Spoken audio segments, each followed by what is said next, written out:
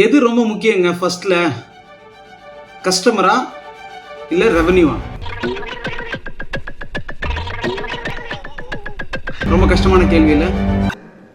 ஏன் இப்படி பார்க்குற? இனிஷியலா பிசினஸ் ஆரம்பிக்கும் போதோ இல்ல ஸ்டார்ட் அப் ஆரம்பிக்கும் போதோ கஸ்டமர் ரொம்ப முக்கியம். பேயிங் கஸ்டமரா இருந்தா ரொம்ப நல்லது. ஏன் கஸ்டமர் முக்கியம்? கஸ்டமரோட நீடு அப்புறம் கஸ்டமருக்கான வேல்யூ, இதை ரெண்டுத்தையுமே நீங்க கஸ்டமரை வச்சு இனிஷியலா தெரிஞ்சுக்கலாம். கஸ்டமரோட பெயின் பாயிண்ட்ஸ், மார்க்கெட் டிமாண்ட், இது எல்லாமே கஸ்டமர் கொடுக்குற இன்ஃபர்மேஷன் தான் நமக்கு. உங்க ப்ராடக்ட் மார்க்கெட் ஃபிட் சரியா அப்படின்றத கஸ்டமர் தான் சொல்லுவாங்க.